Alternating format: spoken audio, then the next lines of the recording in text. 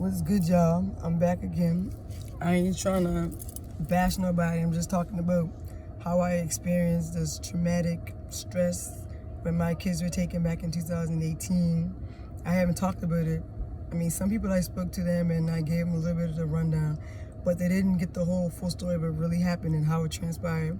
So today I just feel that I need to speak out about what happened because I'm seeing on social media and on the news and other families are speaking out about how they lost their kids because of something that happened between Child Protective Services, and I'm not even sure if they even did a proper investigation when they took these people's kids. But as I noticed, that the majority of the families that are losing their kids are all black families, and some are Native, but the majority are black families. And I can speak up because I experienced that like loud and clear as day when the Sheet Harbor police contacted CPS, told them that I was a bad mother, I was selling drugs, I was prostituting, and none of that was true because I don't do that.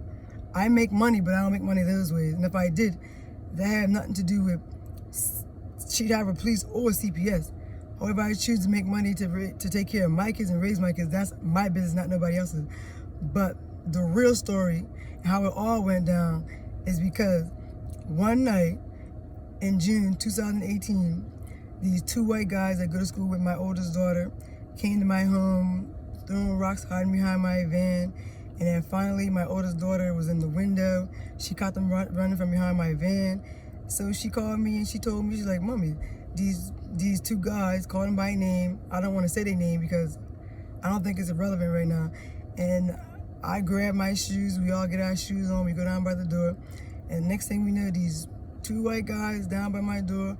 One has a old white sword in his hand, talking about something. "Oh, I can kill all 7 of you got your family members," and the police won't do anything about it because they want to get rid of you guys anyways. And the other guy had a piece of metal in his hand, and they were high and they were drunk. But it didn't matter to me because that night there was a do or die situation where I was gonna kill or be killed for my 6 children, and that was on God and everything else. So we was all going back and forth, and he was like, by the time Boss Man, who is Chucky, who we call Chucky Boss Man, whatever, come here, it'll take him 1 hour and 35 minutes to get here, and by the time they get here, we be long gone, and the police wouldn't even care to even come to get us because they don't care about you black people anyways, and they want us to get rid of you people. So that was cool, and then the argument went on. So I told him, I said, well, it's gonna be a big ass fight tonight because it's either you or me, but you're not doing nothing to my kids, and that was that. And they took off behind the house, but and one of them actually had a gun behind his back, and he didn't bring it up, but you could tell it was a hunting gun. He had it behind his back, and he was saying like, I could just kill you guys and we'll get away with it. And then finally they turned around, they took off. So I called Chucky the next morning because he was getting ready for work or whatever, and I let him know what was going on. So I told him what happened. He was like, okay, cool, say no more, I'll holler at you when I get off work. So I never heard from him all day. So next thing I know, a couple days later, I'm going out driving his car to get some gas with my 6-year-old daughter, and I'm being pulled over by every officer in Sheet Harbor. Now, mind you, there only be 2 officers working, or maybe 3 at the latest, working in Sheet Harbor. And this day here, because it was a black man that people said did something bad or allegedly did something bad, they had the whole police force up. So they pulled me over, surrounded the vehicle. So Constable Daniel Runham, he's a member from Sheet Harbor. He's a racist, he's a redneck, hands down, he'll take it all. He's the most racist cop out here. So he come to the vehicle. I put the window down, telling me that he was gonna throw me in jail because I was hibernating a fugitive. I asked him, am I under arrest? Oh no, I said, well, I'm not under arrest. Then why are you threatening to throw me my ass in jail? So he just going on and saying, oh yeah, by the way, we already contacted Child Protective Services, and they're coming tomorrow morning to take your black kids. Mind you, my black kids, okay? I was like, okay, I'll be waiting for them. So that was cool. So he goes over to his vehicle, comes back. So I'm seeing it with his gloves on, with some white stuff in his hand, which I knew for a fact that it was crack cocaine, whatever. So he was about to bring that over, plant that in the car, and say that Chucky put that in the car that I was driving my 6-year-old daughter. So then John Burgess, who was a corporal at the time here in Sheehaven, was a supervisor for Constable Daniel Ronham and them. He grabs him and was like, basically told him, no, don't do it, because clearly I'm not stupid and my daughter's not stupid. We're sitting there like, we seen what's going on. Like, we wasn't born yesterday. It may have been either day or night, but it wasn't yesterday. So we just sitting there, and then he comes over telling me, oh, open up the back door before I bust the window out and drag you out the vehicle and throw your ass in jail. I'm like, okay, do it. Do it. Because I didn't do nothing wrong. I didn't commit no crime. But apparently, you're telling me that you keep threatening, telling me that you're going to throw me in jail for something that I never did. Don't even know what's going on. And then finally, he tells me that, oh, I was down at Holly Cooper's residence when this teenage boy was assaulted, and I was involved in it. And my children was there too, and they were involved in it. So I'm kind of confused, because if we was home, how did we get from being in our home to Holly Cooper's home, where she has drugs, alcohol, and all of the whole shebang there? But that was okay, because she's white, I'm black, so it was her word against mine, which her word meant more, because clearly the next day I go out there, you can see the police, like 2 houses out from mine, just watching us, which I didn't care, because at the end of the day, I did nothing wrong, so why should I be scared or afraid? I didn't do nothing. But because they said, oh, the black man come out here and allegedly assaulted the white young man, it's a crime. So now we gotta have the whole police force, though, because World War 20, because it's a black man that they said done something. So that was cool. So that Monday, Holly Cooper sends down this white man. So I heard his noise out by my window. I kept my kids on, because obviously when you want me, let me know that you send someone to my home. I'm gonna be prepared for when they come. So I was ready, they were ready. So I'm hearing this noise out by my bedroom window, yelling, screaming, whatever. So I open up the window, and there's this white man. He's just yelling, going on, saying, I'm gonna kill you I'm gonna stomp on your brains, and I'm gonna kill your 6 kids, and I'm gonna let you watch while they're suffering, they're dying. Oh my God, my goddamn plastic is coming off my motherfucking phone. But yeah, stupid phone.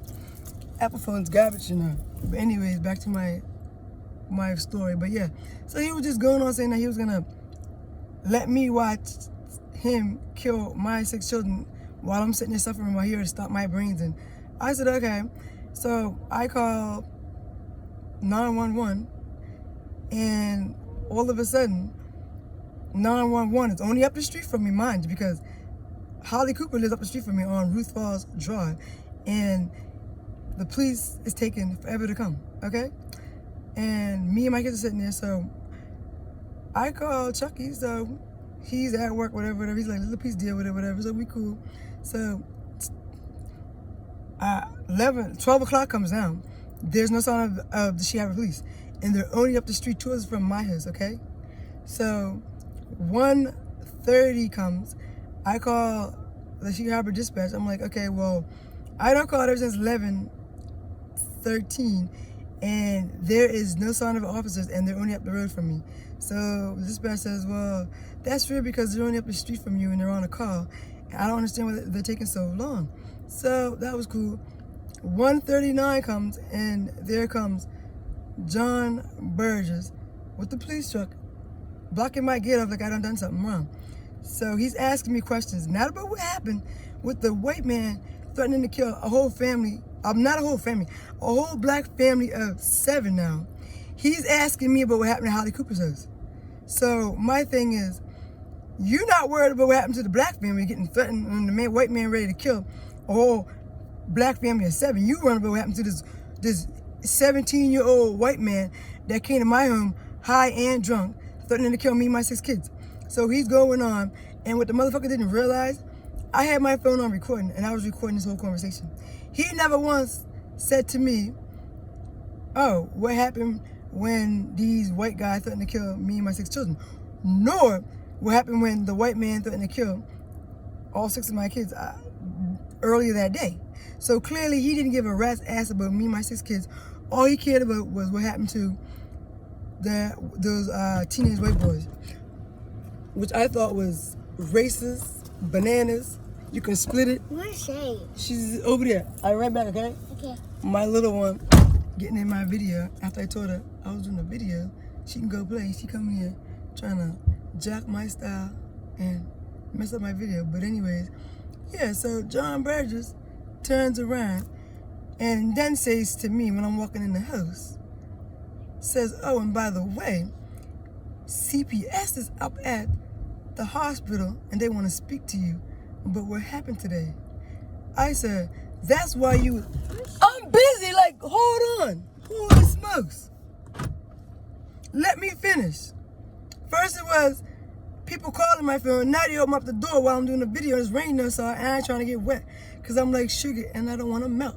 But yeah, anyways, so yeah, I says to him, I says, well, that's very funny because I knew there was a catch to why you were taking so long to come when I called for help with me and my 6 kids. He said, oh no, they're here since this morning and they just want to speak to the kids about what happened earlier. How was that possible? If I called at 11, they were here since this morning. To me, that didn't even make no sense. So I'm like, yeah, okay, whatever. You let them come because I ain't got nothing to hide and I ain't ashamed of nothing. So they come and they come in the house. And one of the caseworkers, white lady, there was 2 white ladies. So spunky too. One of them, she thought she was like a real hunchback whale. I call her the man of the hour because she thought she was a man.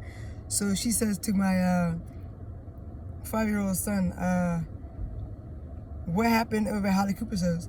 And didn't Dennis hit this boy? And she says, oh, you can tell me because I know Dennis hit him. He's like, Dennis hit the boy? She's like, yeah, Dennis hit the boy, didn't he? So I'm like, yo, don't ask my kids, like, don't ask my kids stuff like that because my child is only 5 years old. And if you want to talk to him, speak to him with me present. So I wasn't allowed in my own bedroom because they had 2 officers there and 2 dumb caseworkers there that was probably like 20 or 21.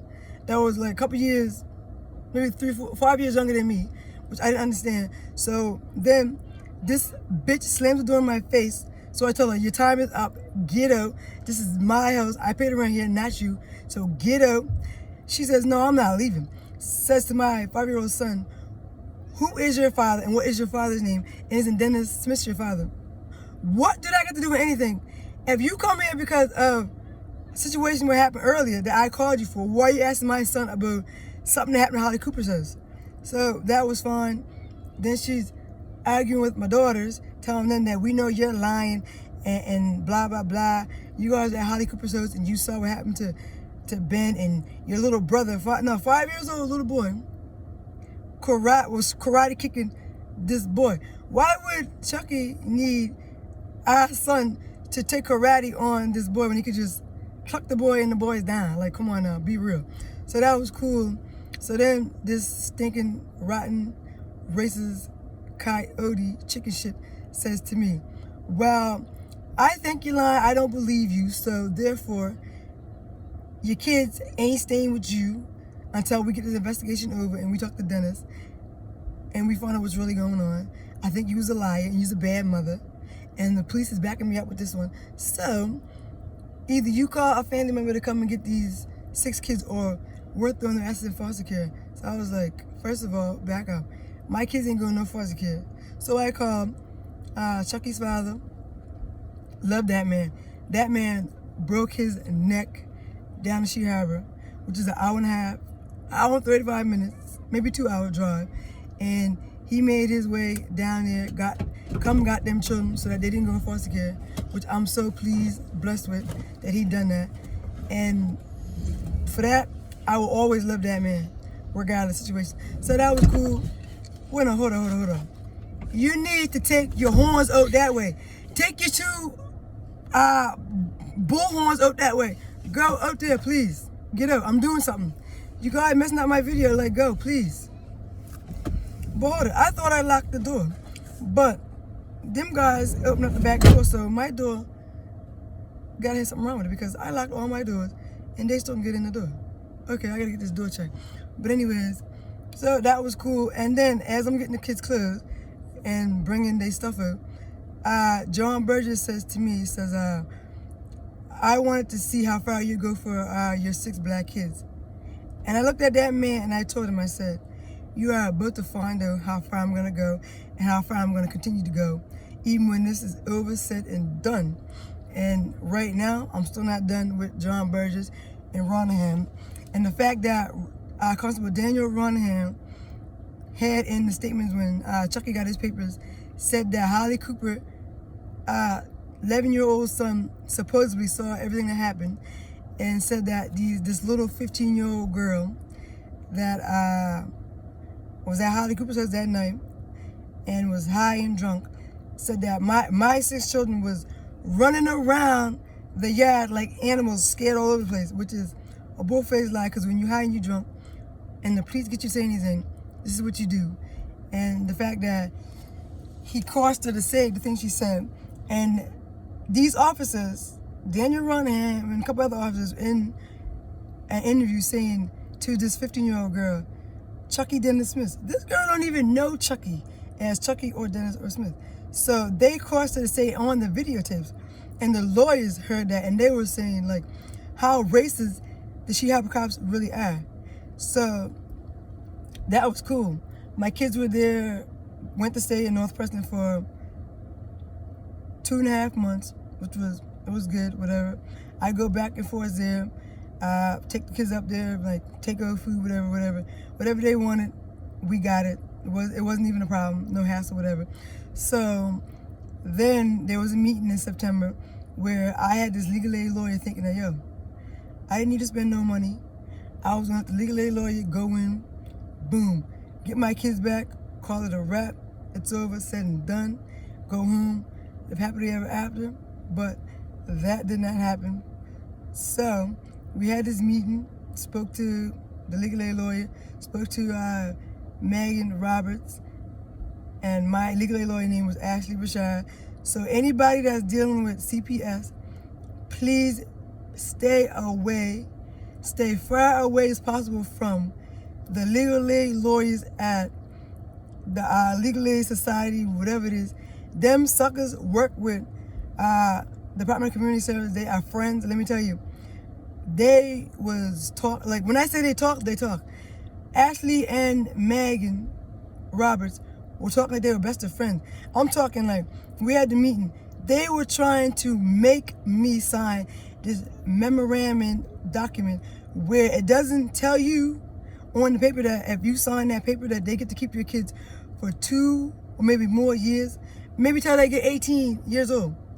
So at the time, I didn't even know what was going on, but my instincts told me, said, Kayla, do not sign those papers. I talked to Chucky, I said, what do you think? They're trying to tell me if I don't sign the paper that they still can go take the kids. And he's like, you know what, Kayla, tell them. If that's the case, we're gonna take our chances, and if they're gonna take them, they're gonna take them regardless. And you know what? That's what I stood by. So we did the meeting. Everything went good. And before the meeting ended, I said to Megan, I said, something about you I don't like. And if something about somebody I don't like, I call it out. And from the jump, I thought that she was weird, she was sneaky, and she wasn't right. So I called her and she said, why? She's like, I'm a very nice person. And I knew right there and then that was a bull-faced lie, because she is a conniving, lying sack of banana poo. And she got the judges right underneath her hands where they give her enough time and they hold your kids so that she can gather evidence that she don't even have on you. So that was fine. I was hesitant about taking my kids home. So I kept saying to Chucky that day, I said, I don't think I should take my kids home because something ain't right here. I said, once I take my kids home and Ronaham and Holly Cooper calls and start saying stuff that you hear or we done something with you, they're gonna come in without even investigating and take the children. So Chucky's like, no, Kayla, if the lawyer said that, they're not going to do that. They're not going to do that.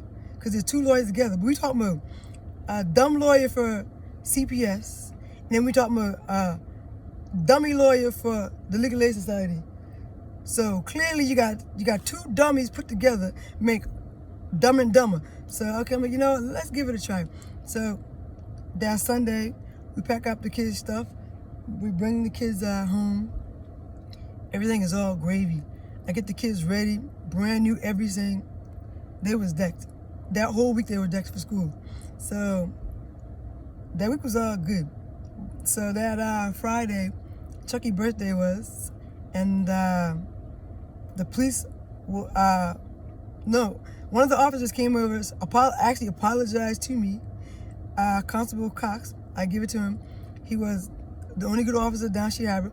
Came over, apologized, said how they should have took my side and heard her side and put them up together and figure out who was lying instead of just jumping the guns and sending the whole police force. Like Chucky had killed somebody, I had killed somebody, and had my kids thrown into that bullshit. So I gave him that, and he said, I hope that you're not trying to move because of what happened. I told him, one thing about me, when I leave here, I'm leaving here on a good note. I moved in on a good note, so I'm leaving on a good note. So then he left, whatever. I made sure I got my recording, so you know what? I'm making sure that anything goes down, I'm legit, I'm backed up.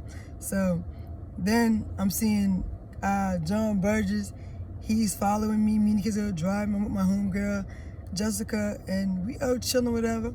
So that Sunday, Jessica was over kicking it with us, and we baked the cake, cause this is what we do. We bake. We make food on the weekend, like make a big batch of food, and then we'll bake it along with that, so we have a snack, right? So everything was all good. So then my baby girl, Callie, aka Cupcake, she had the measles, so she was sick for like 3 days or whatever. So that was cool, whatever. She was laying down, I was nursing her back together, which was all good.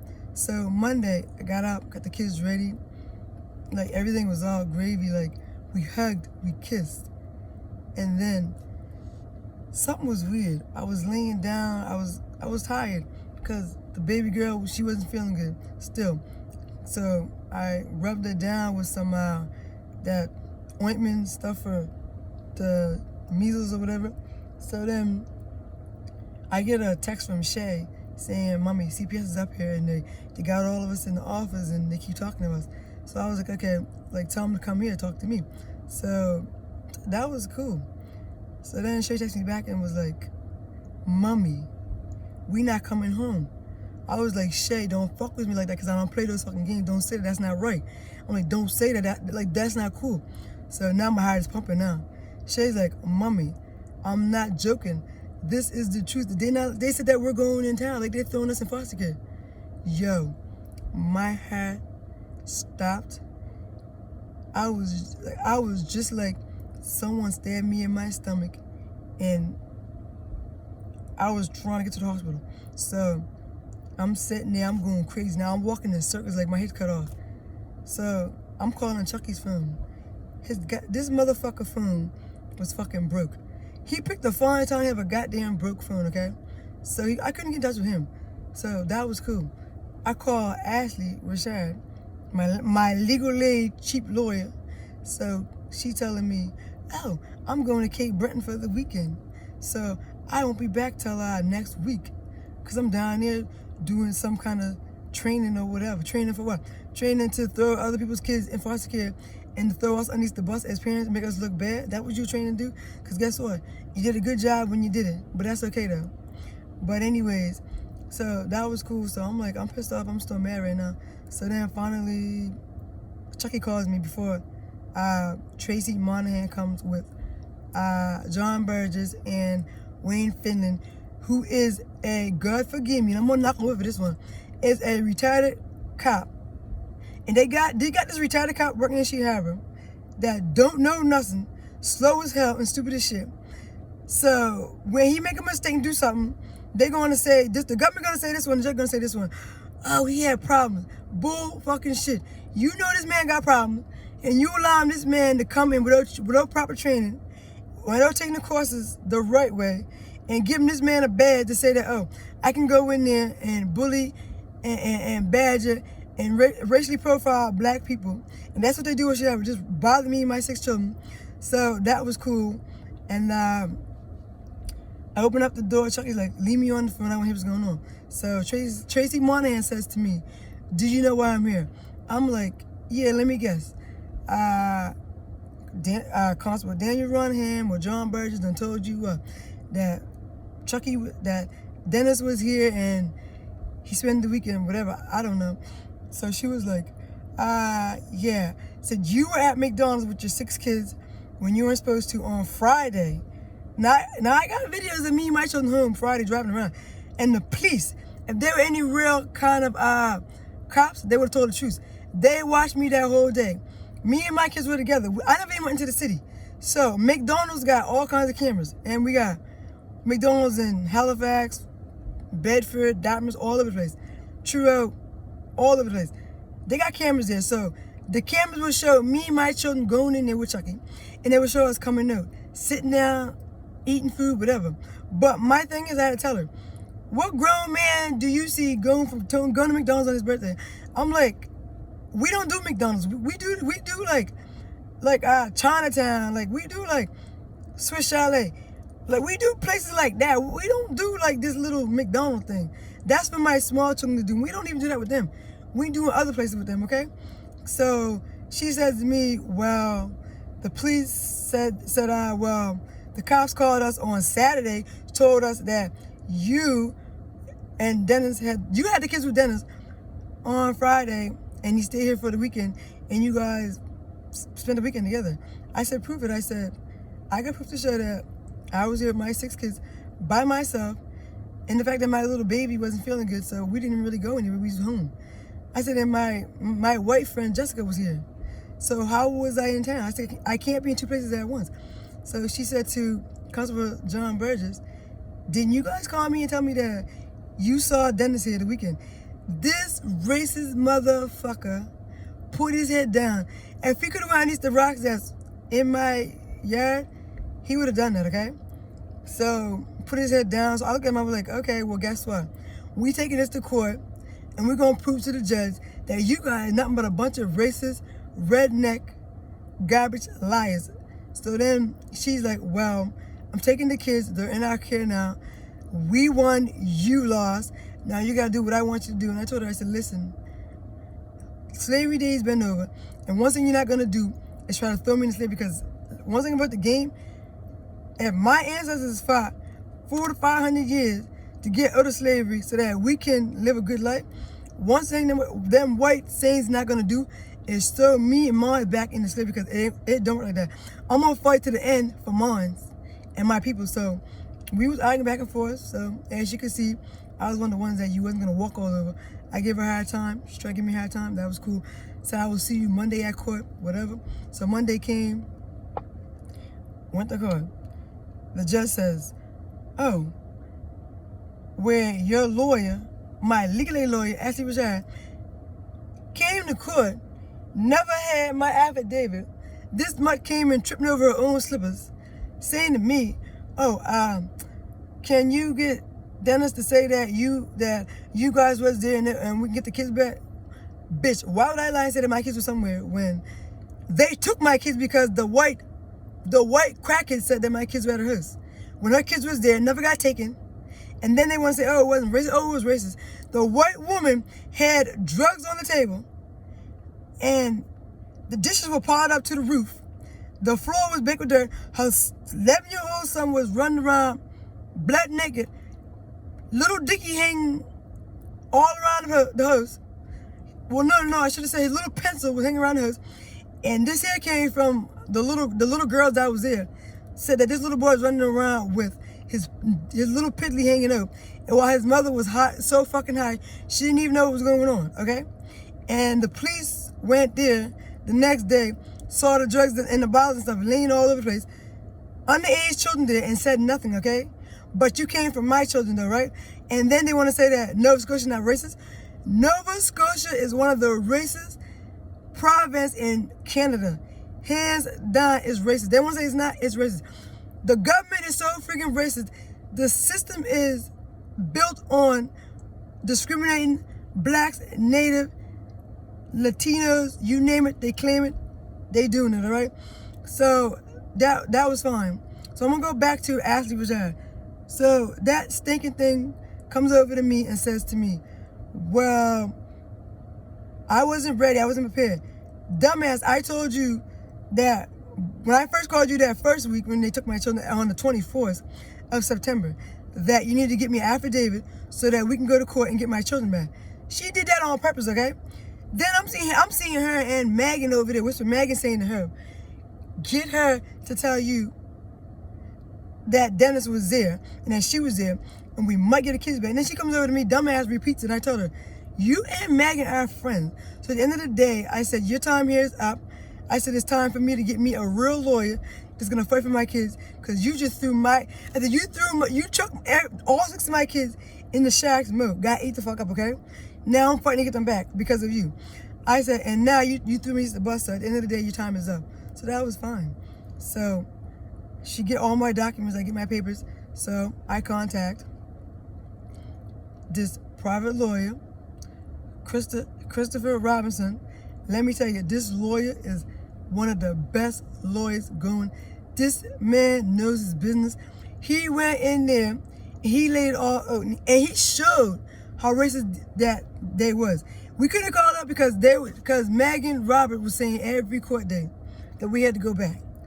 Oh, they're calling us racist. We never once called them racist, but they knew they're racist because at the end of the day, when you taking all our 6 black children, I don't drink, I don't smoke. Why do you take my kids? You took my kids because we were black, living in a white community, and the cops were racist. And Holly Cooper, who has tested positive for drugs, and when they did give her a piss test for alcohol, she failed that too. And this woman still got her kids. Why? Because she is having a sexual relationship with Constable Daniel Runham, who got caught 2 weeks ago with Terry Crew's wife, Sarah Crew. I may be wrong, but I'm thinking that's the name. But let me tell you, got caught with this man's wife. An officer of the law now, sleeping with another man's wife, okay? So, he's not just sleeping with Holly Cooper, a drug addict. He's just getting back sleeping with these women out here, right? And that's okay, and they're trying to hide it.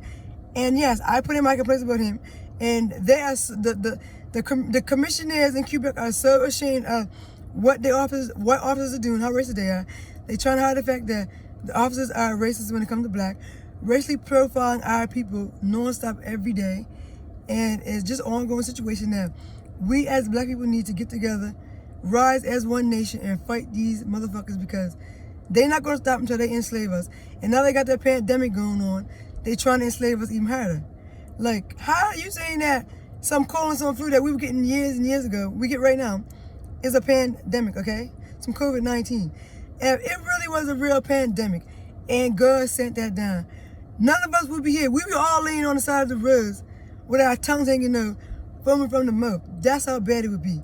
So at the end of the day, if you people don't wake up and start fighting back and taking back your freedom, trust me, you're going to be some sorry when the government steps in and pulls all his cards out and enslaves every last one of y'all. But let me tell you, me and my family refuse to be enslaved. And I refuse to wear a mask, because that mask is just got all that toxin that you put in. You wearing a mask covering up your face. All that toxin is going back in your system. That is not healthy. That's not normal. So therefore, you need to chuck them masks away and take back our freedom. And for our white peoples out there that we cool with, you guys need to rise up with us, because at the end of the day, you said that you cool with us. When we start fighting the government and these people, you guys need to step up and help us too, because if we gotta help you guys, we gonna do that, because at the end of the day, we showing our loyalty, and you guys gotta do the same. And for our Native people, it's called, we need to get together and we need to fight, because we losing too many of our people towards the hands of these cops, and then they getting away with it. No, it doesn't work like that. We need to take back our freedom and our life. And CPS has a new thing going right now. It's called enslaving, okay? That is, the new foster care is enslaving the blacks, okay? The native, any other race too, but more of the blacks, okay? You got this 16-year-old girl. She was 15 last year. She was in the Ray Allen Center. All her and her 4 sisters and brothers were put in the foster care because the mother, Allison Crow, is a full-blown crackhead. Kids got taken for a couple months. The daughter was in the Ray Allen Center. Got pregnant while in the hands of the ministry / government. This girl had a baby, was on drugs, still